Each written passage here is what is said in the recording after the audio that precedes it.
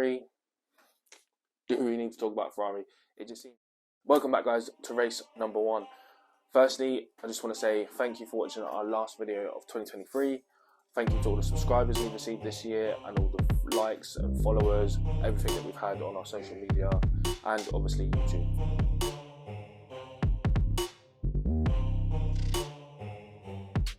Okay guys, so let's get into it. I didn't have much time to plan a script today because obviously I spent the last several days since Christmas just eating anything I see in my path. Now, very short video today. We're going to discuss 3 things. Those 3 things are: number 1, Mercedes zero side pod concept. Is it going to come back? Number 2, Red Bull failing the front load test on their new car for next year. And last but not least, George Russell continues to talk a good game. Fair play. So, easily, if you're a massive F1 fan, the most talked about thing in the last 2 years about Mercedes has been their zero side pod concept. Well, actually, scrap that. That's probably one of the most talked about things in F1 overall. So this year, with the return of James Allison, who is effectively the Red Bull alternative of Adrian Newey, who is effectively the god and master and creator of the car, has come out recently and stated that no matter what, on the W13 and W14, if you take the side pods out of the equation, the car and the positioning of each component from the car, if you measure it from the front tip of the nose to the rear wing of the car and assess where you'd want things to be, where you'd want the driver's seat to be, where you'd want the front wheels to be in comparison to the rear wheels, where you want the rear wheels to be in comparison to the engine, and he's come out and said it was fundamentally flawed. He said from the get-go you could really tell that the car was positioned to almost fail.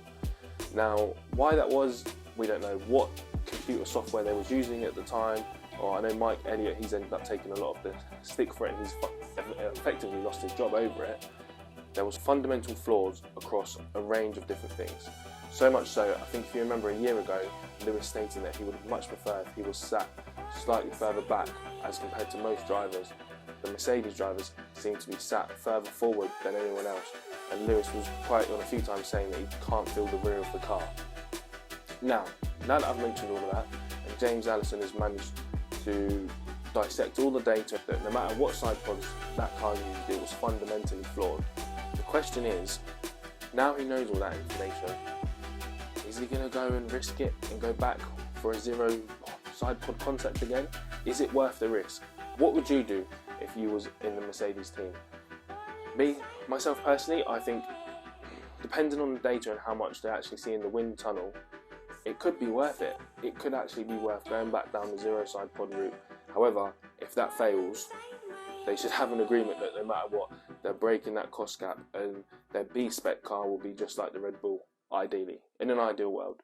It'll be interesting. Let me know in the comments what you think. What should Mercedes do? Do you think they should pursue the zero side pod concept more now with this information they've found from James Allison? Or does Mercedes need to copy the likes of Aston Martin, McLaren, and try and get as close to Red Bull as possible? Let me know in the comments below. So, number 2, Red Bull have failed the front load test or load crash test just before Christmas. Now, if you're a Red Bull fan, this might seem alarming, but in actual fact, it's nothing to be too concerned about. However, if you're a competitor or a fan of a competitor's team, it's definitely something to be a bit concerned about. So let me tell you why. Red Bull have already come out and stating that they expected it would fail, but they wanted to try just exactly how much carbon they need. They've come out and said they'll just add one more layer of carbon to it, but that's a lot better than what they first imagined. So obviously Red Bull, they're at the very top of their level in terms of upgrades and the package. But the concern is for all the other teams. If you've got the car which is the most dominant car's ever been in F1, where they literally won every single race by 1 last year, and now they're looking to strip back even more weight off the car and more carbon's coming off here, there and everywhere. And I'm probably sure we're going to see it this year again, where sometimes on impact with a Red Bull car, you straight away saw some of the side fairings or engine covers come off from where the carbon is obviously so thin. But it looks like they're trying to transcend that even more to the front wing. So this car next year is going to be incredibly light. The concern is when a car is extremely light, it is also extremely fast. Now, who is really going to challenge Red Bull next year? Please drop me a comment below who you think can possibly challenge Red Bull next year? Can anyone challenge Red Bull next year? Myself personally, I don't think it's going to happen. I think they're going to walk away with it. Probably, it may be in a tighter battle, potentially, but if they're doing a lot of weight reduction, I think it's going to be a walk in the park. Let me know in the comments what you think of Red Bull's chances next year. Are they going to be able to get the three-peat? Do you call it a three-peat? I think so. Are they going to be able to do it 3 times in a row? I'm going to go and say yes, unless the likes of Aston Martin and McLaren can really up their game. Ferrari, do we need to talk about Ferrari? It just seems like they don't have much luck, to be honest. But yeah, definitely it's a concern for all the competitors. If Red Bull are looking to lose and shed even more weight, it's not good news. Last but not least, number 3, George Russell talking a good game. Now, I don't know if you've seen George Russell's latest comments, and if you're still watching this video, that probably means that you haven't. Well, let me give you a breakdown. So, George Russell has openly come out now and said that he feels that this year he actually had a really good season and that he's actually on par with Lewis Hamilton. Now, straight away I read those comments and I thought, is George really saying he's on par with Lewis this year? Pace-wise, he said, in the races, he said he was there or thereabouts, and the same for qualifying. So, I didn't want to get too involved and too in-depth into it, but I thought let's just look at the head-to-head data and see what it presents. So, number 1, championship position. Lewis finished the championship P3 and George finished P8. So, I think Lewis wins that one. Number 2, races. Lewis finished ahead of George 15-7. So again, that's Lewis's. Then we're going to talk about qualifying. So qualifying, they got 11 apiece. So we'll give them 1 each for that one. Then pole positions, Lewis got 1, George got 0, so another 1 to Lewis. Then we've got podiums. So Lewis got 6 podiums this year, and George got 2, so another 1 for Lewis. And then we've got highest finish. So Lewis got 2nd 3 times, meanwhile George got 3rd twice. Then last but not least, fastest laps. Lewis got fastest laps 4 times, George got it once. So overall I think that's like 7 for Lewis, and